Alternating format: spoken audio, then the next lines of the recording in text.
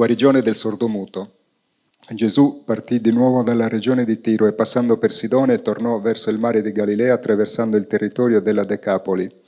Condussero da lui un sordo che parlava a stento e lo pregarono che gli imponesse le mani. Egli lo condusse fuori dalla folla in disparte, gli mise le dita negli occhi e con la saliva gli toccò la lingua. Poi, alzando gli occhi al cielo, sospirò e gli disse: Effatà, che vuol dire apriti. E gli si aprirono gli orecchi e subito gli si sciolse la lingua e parlava bene. Gesù ordinò loro di non parlarne a nessuno, ma più lo vietava loro e più lo divulgavano. Ed erano pieni di stupore e dicevano: Egli ha fatto ogni cosa bene, i sordi li fa udire e i muti li fa parlare. Perché, Giorgio, c'è bisogno di questi gesti? Cioè, Gesù a volte lo diceva e le cose accadevano, invece a volte mischia la terra con la sua saliva, a volte tocca. Era così per dare un segno alle persone? O c'è una necessità più intrinseca? Deve rendere i campi magnetici in sintonia con la terra, con l'astrale, con il corpo, con la psiche e con lo spirito della persona. Quindi non la sua sono gesti a caso. No?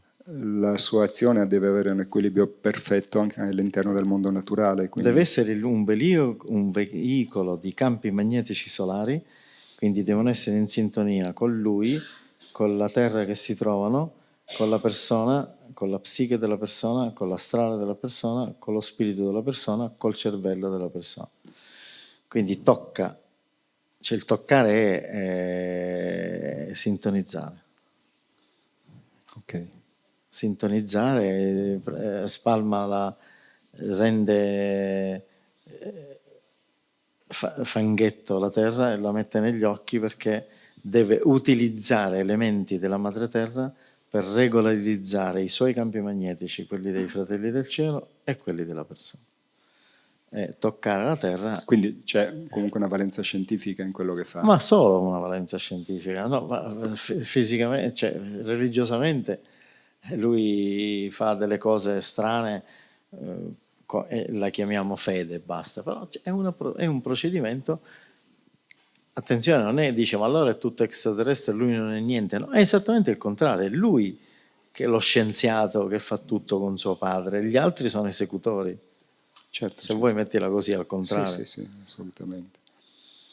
No, io ho pensato anche magari lui non voleva dare l'impressione di essere una specie di mago. No, lui lo fa invece C'è un il motivo, mago scienziato. c'è un motivo reale, al di Sì, là del sì, fatto che lo stesso mago usa forze della natura.